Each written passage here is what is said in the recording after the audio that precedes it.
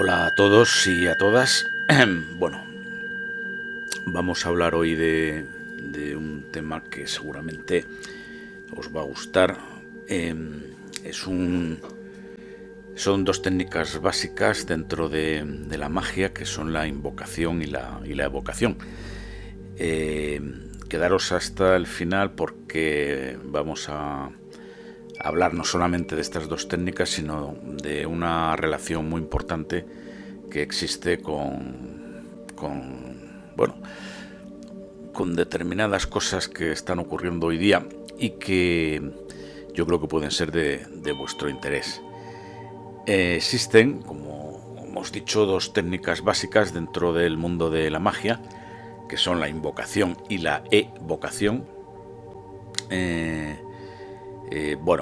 Sobre todo el tema de la invocación, y esto es un aviso a navegantes, puede acabar en la posesión del mago practicante por parte de las entidades oscuras que se invocan. Vamos a hablar también largo y tendido de qué es esto de la posesión. Esto ocurre más frecuentemente en el caso de la invocación, como hemos dicho, que en el de la evocación. La evocación al final es más como una actitud pasiva. Luego veremos que no es exactamente así, ¿verdad? En la cual pensamos en esas entidades que queremos traer a nuestra dimensión, más que en combinarlas a aparecerse, como si ocurre en una invocación. Bueno, esto era lo que yo pensaba realmente, ¿no? Pero al menos en lo que se entiende evocación dentro de la magia, y más concreto dentro de la magia negra. Yo pienso que toda magia al final es negra, pero bueno, en esto siempre hay opiniones para todos los gustos, ¿no? Pero en el tema de la evocación, dentro del contexto de la magia negra, yo creo que también es algo, bueno, ya lo veremos, algo que requiere intencionalidad y actividad por parte del mago, ¿no? Yo pensaba, bueno, de hecho, en determinadas técnicas de espiritismo, no de magia, sino de espiritismo, la evocación sí que es algo en lo que que requiere una actitud más pasiva, ¿no? Contemplar un espejo, por ejemplo, y esperar que el muerto que estamos evocando, aparezca en ese espejo, ¿no? Por ejemplo, pero ya veremos que esto en magia negra no es así. La invocación, como acabamos de decir, consiste en identificarse con una entidad. O sea, nosotros escogemos una entidad, ¿vale? Hasta el punto de fusionarse con esa entidad. Esta práctica puede tener efectos profundos, tanto emocional como físicamente. Puede ser una práctica, y lo es, una práctica mágica, compleja y complicada para el mago, que debe poner sus 5 sentidos en ella si no quiere sucumbir a sus terribles consecuencias de haberlas, ¿vale? No quiere decirse que tenga que haberlas siempre, en absoluto. La invocación, pues puede realizar modificaciones en tu persona, ¿no? A través de ella, nuestra personalidad, nuestros conocimientos quedan modificados o alterados, ¿no? Por ejemplo, buscar conocimientos, inspiración, desarrollar poderes de percepción extrasensorial y, en definitiva, adquirir ciertos poderes imprescindibles para la actividad mágica. Todo mago debe invocar con conocimiento de causa. Es como la droga, ¿no? Las drogas de verdad, no el tabaco o el alcohol, que no son drogas estricto sensu. El que algo pueda tener efectos de habituación sobre nosotros no quiere decir que sean drogas, ¿vale? Pues digo, como todas las drogas dignas de tal nombre, son psicotrópicas, ¿vale? Las drogas de verdad. Es decir, cambian tu mente para siempre. No quizás el cerebro, que también lo hacen a la larga, ¿no? Sino sobre todo tu mente. Cuando tomas determinadas drogas, no eres el mismo que antes de tomarlas. Las invocaciones suelen dar lugar a un estado alterado de conciencia, a un éxtasis en el cual el mago se ve involucrado en un trance psíquico que manifestará en su persona pues todas las cualidades y atributos de la entidad que se pretende traer a este plano. Es pues vamos a decirlo así, una posesión benigna, ¿no? Si el ritual se hace bien, claro, y puede ser una posesión muy maligna si no se obra con conocimiento de causa. La invocación sirve para aumentar el nivel de conciencia del mago invocante. El mago, como hemos dicho, se debe de identificar con la entidad invocada, en este caso. Esto es muy importante y lo hemos recalcado en esta oscura y húmeda cripta un montón de veces. La magia sale o funciona cuando te obsesionas y te identificas con ella. Y de esa obsesión es de donde viene el peligro de la magia, de ahí mismo. La invocación es un proceso parecido al de los actores que se sienten atrapados por los personajes que representan, que descubren que tienen al final habilidades desconocidas. En los libros, es decir, pensar en esos actores buenos que reciben premios Oscar y tal, son tanto mejores actores cuanto más se involucran, cuanto más se identifican con el papel que tienen que interpretar. En los libros de magia hay muchos ejemplos de invocaciones, pero siguiendo la magia del caos, que es nuestro tipo de magia preferida para los cadáveres que habitamos en esta cripta, podemos diseñar nuestras propias invocaciones, ¿vale? Ya sabéis que la magia del caos es una especie de hágaselo usted mismo, ¿no? En primer lugar, hay que construir un marco de símbolos que pueda ayudar a nuestra conciencia a centrarse en la invocación. Esto es fundamental. Nosotros, como magos del caos, deberíamos tener ya nuestro propio conjunto de objetos mágicos debidamente cargados y ya probados en situaciones concretas que podemos usar en las invocaciones. Debemos también investigar y estudiar a la entidad que queremos invocar. Investigar sus antecedentes. Cuanto más se sepa sobre una entidad, más eficaz será la invocación. La investigación mágica adecuada podría incluir técnicas de meditación, por ejemplo, sobre el nombre de la entidad que vamos a invocar. Qué sé yo, imaginar, por ejemplo, que queremos invocar a un muerto. Yo recomendaría empezar por ahí porque son más conocidos y en principio no poseerían poderes extremos que pudieran perjudicarnos, que si es una entidad de tipo espiritual, ¿no? Que haya sido un espíritu siempre, quiero decir. Tampoco pueden poseernos a menos que estén condenados en el infierno y sean obligados por los demonios a poseernos, ¿vale? Pensar, por ejemplo, en un antepasado al que no hayáis conocido, para que no haya malos rollos, tipo, no sé, pues un bisabuelo que nunca hayáis conocido en vida, pero del que podáis tener abundante referencia, que os hayan hablado de él los familiares o amigos, que sí lo hayan conocido, ¿no? Podemos usar técnicas de proyección mental para encontrarnos con esa entidad en el plano astral. Se pueden usar técnicas de adivinación para ampliar y complementar la información sobre ese bisabuelo muerto que he puesto de ejemplo, pero que es solo un ejemplo, ¿vale? Vosotros podéis seleccionar a la persona o entidad de vuestra preferencia. Podría ser buena idea ir a consultar a un tarotista con información del antepasado para que nos pudiera ver la disposición del espíritu a ser convocado. Podría ser buena idea hablar con un espiritista que lo contactara mediante Ouija para traerlo a nuestra dimensión y que supiera que va a ser invocado y que se le van a hacer preguntas y que si desea alguna cosa a cambio de la información que le vamos a obligar a suministrar. Si la entidad a la que vamos a invocar es, digamos, pública o conocida, por ejemplo, yo que sé, un vampiro, podemos recurrir a la lectura de obras de ficción sobre los vampiros, por ejemplo. Se puede también relacionar a la entidad o persona que deseamos invocar con determinadas cartas del tarot o runas o chakras. Así, una invocación consiste básicamente en adoptar el estado de ánimo adecuado para una entidad concreta. Una manera sencilla de abordar el problema de la invocación podría ser recurrir a la invocación no verbal. Esto consiste en suscitar un estado de ánimo adecuado para sentir la presencia de la entidad dentro o alrededor de nosotros. La invocación no verbal también puede resultar eficaz mediante la danza y la música, por ejemplo. A mí en particular me ha funcionado el tema del olor. Por ejemplo, yo tengo una casa en un pueblo muy antigua donde han vivido mis abuelos, etcétera. Bueno, ya he hablado alguna vez de eso. Y esas casas huelen a algo concreto, huelen como a viejo, ¿no? Y es muy importante recordar esos olores peculiares y característicos, a viejo, añejo. Y eso se asocia a personas, indudablemente. Cuando yo entro en mi casa del pueblo, todavía huele allí, vamos, todavía y lo que le queda, a casa antigua, ¿no? Y ese olor me recuerda inmediatamente a los antepasados que allí vivieron y que yo conocí.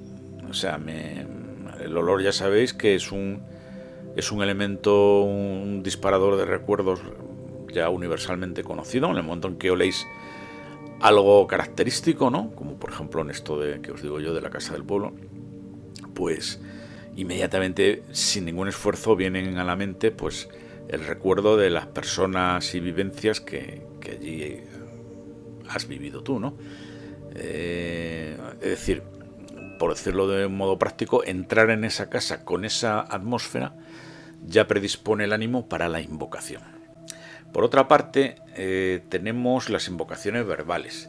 La forma de hablar es una poderosa manera de proyectar nuestras intenciones para invocar.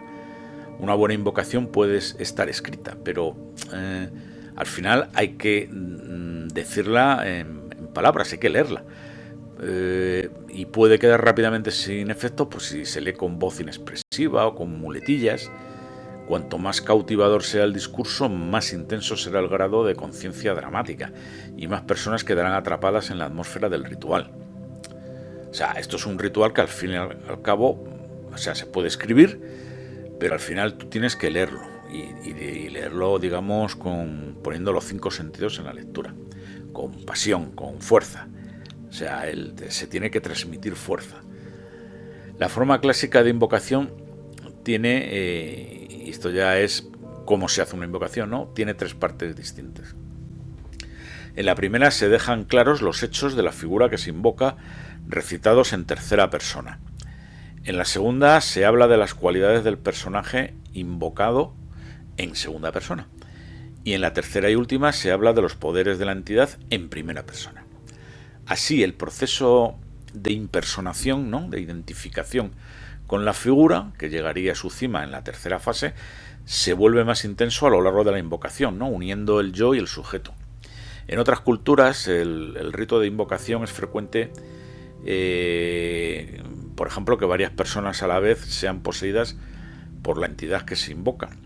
Se dice, yo no he encontrado la prueba escrita, que en Haití en una ocasión quedaron poseídas nada menos que 300 personas a manos del dios Legba, que marcharon así hasta el palacio presidencial, ¿no? Bueno, ya sabéis que en Haití se une la magia, las posesiones, la política, el tráfico de drogas, en fin, es todo ahí, es todo un mundo multipolar y unipolar a la vez, ¿no? Cuanto más se trabaje en una invocación, más intenso será el efecto. Hay más elementos a tener en cuenta, como por ejemplo la gesticulación para reforzar el discurso. Esto es muy importante. Acordaros de cierto pintor austriaco con bigote cuadrado, ¿no? Que practicaba mucho eso. El uso de la iluminación, el atrecho, el olor, el sabor, la música, la escenografía. Se habla también del humor y otras cosas parecidas, pero la utilización del humor, ¿no? Pero yo la verdad es que no estoy muy de acuerdo con eso, ¿no? Una invocación es algo muy serio. La magia es algo muy serio y la posibilidad real de acabar poseso es todavía más serio, ¿no? Son cosas que merecen nuestro respeto. Como hemos dicho anteriormente, en general es más fácil invocar figuras humanas que no humanas. La invocación suele dar lugar a un estado alterado de conciencia que oscila entre la sombra o ensombrecimiento y la posesión. El estado de sombra es un estado de trance en el que la persona que actúa como canal de la entidad invocada, el medium, ¿no? En este caso, podríamos decir, en términos espiritistas, se siente imbuido del poder que proyecta o canaliza la entidad invocada, sintiéndose así distanciado de su entorno, pero sin perder la personalidad o la voluntad. Es alguien, digamos, eclipsado, ¿no?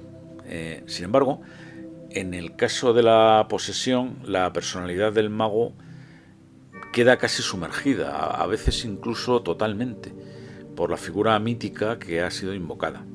Los individuos que están profundamente poseídos a menudo pueden hacer cosas que en situaciones normales no podrían, ¿no? Eso ya lo sabéis.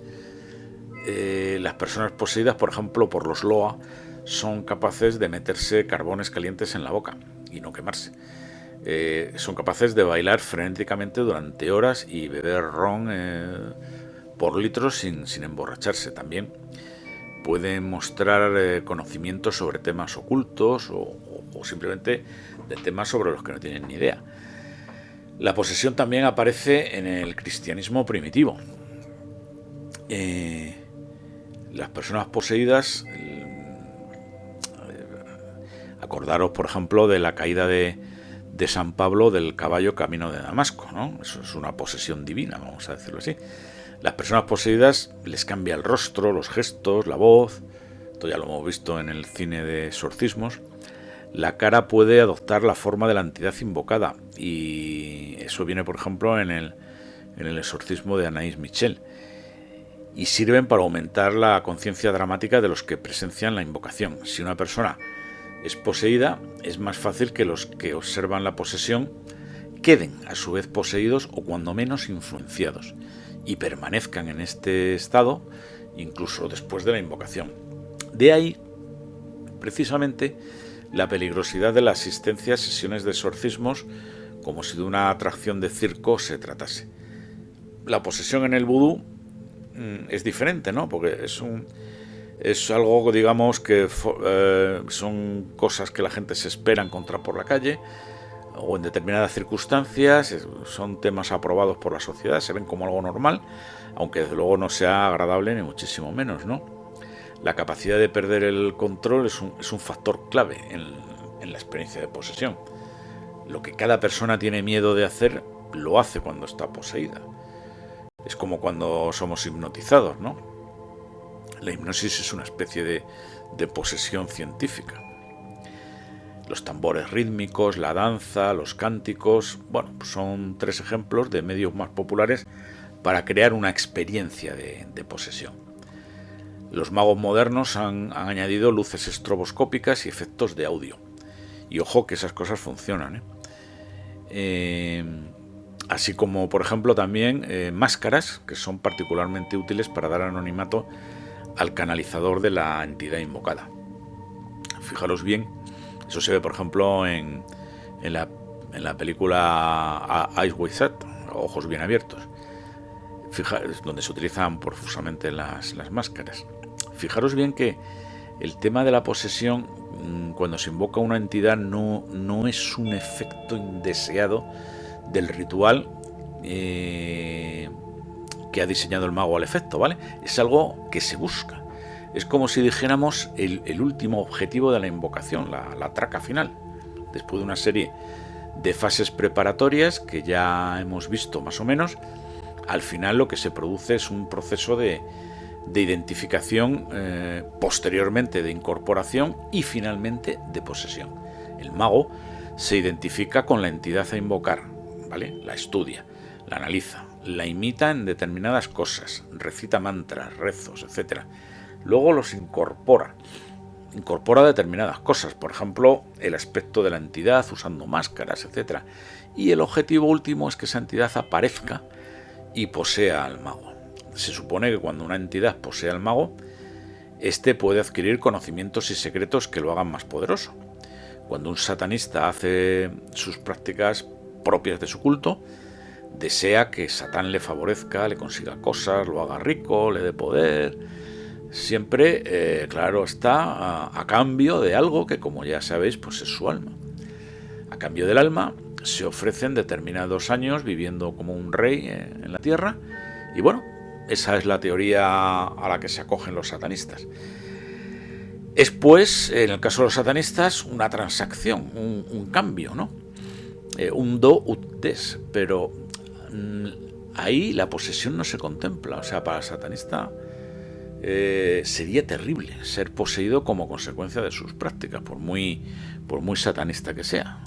Por otra parte, hay testimonios de magos del caos que han buscado y obtenido la posesión, muchos de ellos, claro, esto es una práctica habitual, y relatan como que cuanto más se resistían, porque al principio hay una resistencia a ser poseídos, o al menos cuando trataban de imponer unas ciertas limitaciones a la posesión, pues tanto más intensa se volvía la experiencia, ¿no? Es una cosa en que una vez que entras en fase de posesión son inútiles tus resistencias. La posesión sigue siendo una poderosa forma de trabajo mágico, una herramienta que se utiliza para obtener información oracular, como las sacerdotisas de Delfos, ¿no? Que eran poseídas por la inhalación de una sustancia psicotrópica. Se utiliza para cargar armas mágicas o simplemente pues, para adquirir un poder mágico, ¿no? Aleister Crowley también estudió a fondo el tema de la posesión y en su libro Liber Astarte ofrece un diseño de invocación en 7 niveles. Nivel 1. Comienza dirigiéndose a la entidad como lo haría un esclavo con su amo. Nivel 2. Luego como un vasallo con su señor. Nivel 3. Después como un niño con su padre. Nivel 4. Como un sacerdote con una deidad. Nivel 5. Como un hermano con otro hermano. Nivel 6. Como un amigo cercano. Y nivel 7 y último, como un amante con otro, con el que hay una especie de identidad sexual, ¿no? En fin, es un diseño o esquema de invocación como otro cualquiera, pero me llama poderosamente la atención por una razón. Fijaros que se puede estar más o menos de acuerdo con Aleister Crowley, pero Aleister Crowley había estudiado todos estos temas muy a fondo y sabía de lo que hablaba, ¿vale? En algunas cosas no tanto, pero en la mayoría sí. Fijaros, en el cristianismo, y más concretamente en el Opus Dei, aunque yo creo que esto se extiende a todo el cristianismo contemporáneo, los sacerdotes hablan siempre de que hay que tener un estado de amistad con Dios. Es decir, tenemos que ser amigos de Dios. Tu actitud hacia Dios debe ser como el amigo que se acerca de forma franca y amistosa para contarle sus cosas y hablar con él, ¿no? Si existen contenciosos entre los amigos, como por ejemplo el pecado, pues ya no hay relación de amistad. ¿Cuándo vas al infierno? Cuando mueres y no eres amigo de Dios, no tienes una relación de amistad con Dios. Este tema de la amistad con Dios siempre me llamó la atención. ¿Se puede ser amigo de un ser infinito? De la misma manera, ¿se puede ser amigo o no digamos ya amante de una entidad a la que estamos invocando y que muchas veces no la conocemos bien? Pues no sé, son cuestiones que no tengo claras. Y no digo que no sea posible, sino que no tengo un criterio claro para responder. Bien, ya hemos visto la importantísima fase de la magia, que es justamente la invocación, y vayamos ahora a ver qué es esto de la evocación. La evocación es muy similar a la invocación, bueno, dentro de un orden, ¿no? Pero el objetivo en la evocación, evocación, con evocación, es traer a la entidad a nuestra dimensión, y en concreto a un espacio definido, como por ejemplo un triángulo dibujado en el suelo, un cristal o una botella. No sé si os acordáis de la película, no sé cómo se llamaba, esta que aparecía un mago, aparecía un genio, maestro del infierno, no sé, algo así. Bueno, casualmente aparecía un demonio dentro de un cristal. Alguien hacía accidentalmente que saliera ese demonio, luego al que se le podían pedir 3 deseos. Y luego el demonio se iba cepillando a todos los que pillara, ¿no? Está muy bien esa peli, ¿eh? Está muy bien. Bueno, pues eso sería una evocación, más o menos. Cuando logramos encerrar en la entidad en ese espacio, podemos someterla para obligar a hacer lo que queremos, ¿no? Por ejemplo, eso de los 3 deseos, ¿no? Que es muy clásico de la literatura. En la magia moderna, la evocación ha tenido menos importancia que la invocación, puesto que, digamos que ha tenido una mala fama, un glamour siniestro, puesto que se asocia a los grimorios o libros de hechizos populares como las clavículas del rey Salomón. La evocación tiene una gama muy amplia de aplicaciones, ¿vale? Las entidades evocadas pueden ser enviadas para realizar tareas específicas y obtener así los resultados que desea el mago. Por ejemplo, curaciones, protección, inspiración, dañar a otros. trabajos oníricos, modificación de conducta, exploración del mundo astral, vigilancia de casas, de lugares u objetos, son también aplicaciones de los ritos de evocación. Pero bueno, vayamos al grano. ¿Cómo se hace una evocación? Bueno, pues en primer lugar, el mago debe de tomar un grimorio o libro de hechizos y elegir una entidad. Contacta con ella, por ejemplo, a través de trance, adivinación o sueños. La entidad es llamada a entrar en el recinto elegido. Por ejemplo, en la clavícula menor del rey Salomón se propone un triángulo con símbolos mágicos y allí la entidad será obligada a obedecer. Un mago del caos propone que el proceso de evocación se asemeja a la escritura de un programa en COBOL. Se puede considerar que la entidad evocada es el intérprete de comandos de un programa o, si se quiere, un compilador que procesa funciones y variables. La operación mágica sirve para ejecutar el programa y ponerlo a funcionar con una operación definida por el usuario, ¿vale? Por ejemplo, imaginemos una entidad que tiene el poder de darnos buenas ideas novedosas, o sea, qué sé yo. Nosotros estamos dándole vueltas a un tema, no se nos ocurren ideas, no se nos ocurren cosas para resolverlo y tal, y sabemos que hay una entidad que es capaz, si logramos evocarla, de darnos esas ideas, de meternos esas ideas en la cabeza, ¿no? Entonces el mago puede programar a esa entidad para que se active cada vez que haga vibrar, por ejemplo, determinada palabra. Sería como la orden de ejecutar un programa, ¿no? Como un programa que se queda residente, ¡pum!, y se activa cuando damos determinado código. El mago que actúa dentro del procedimiento ritual para convocar, atar y ordenar al espíritu sería el dispositivo de entrada. El dispositivo de salida sería el mundo o mundos donde es lanzada esta entidad. Esto a alguno le puede parecer una tontería o una chorrada, pero no lo es en absoluto. Aparte de que me parece un símil bastante bien traído, esto se parece una barbaridad a un concepto con el que todos estamos ya familiarizados, para bien o para mal. Seguro que ya sabéis por dónde voy. Este concepto de la analogía entre la evocación de una entidad y la arquitectura cliente-servidor se parece mucho, pero mucho a las inteligencias artificiales de hoy día. Los programas informáticos hacen cosas concretas, ¿vale? Reciben unos datos, los procesan y devuelven otros datos. Por ejemplo, el programa para hacer la declaración de la renta acepta datos económicos nuestros, los procesa y suministra la declaración de la renta ya impresa y todo. Sin embargo, una inteligencia artificial, en principio, no sabe qué le vamos a preguntar. Sería una especie, todos me imagino que habréis interactuado con inteligencias artificiales, sería una especie de aplicación genérica que a priori resuelve cualquier cosa que le digamos. Es decir, un servidor del cual nosotros somos el cliente.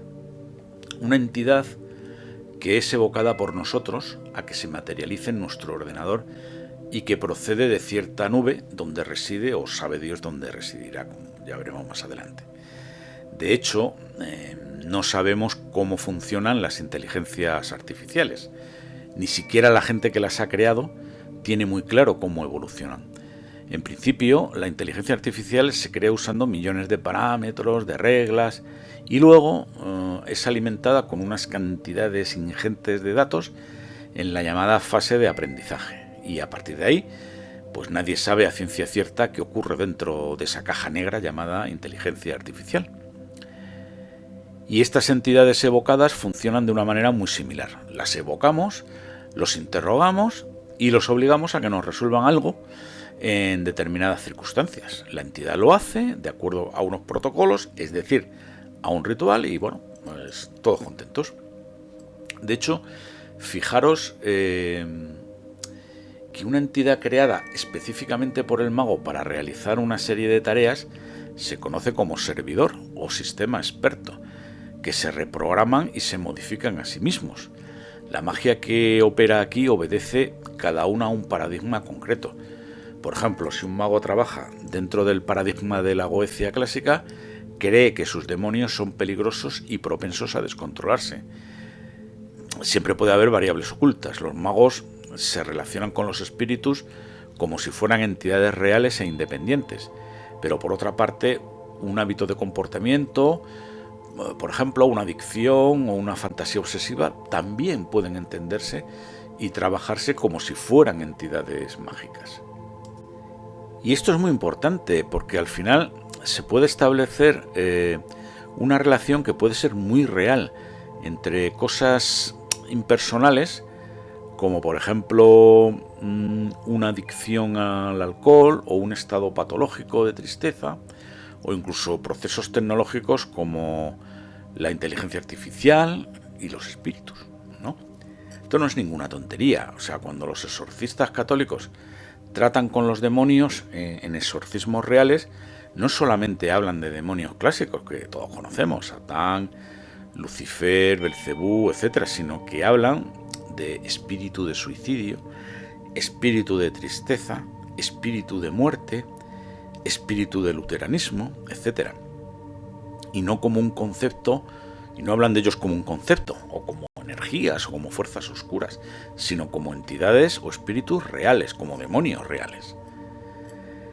En fin, os dejo aquí estas ideas que me parecen originales y sugerentes para que meditéis sobre ellas. Esto da para mucho más, ¿no? Como todas estas cosas, pero el mundo oculto es muy grande, muy desconocido.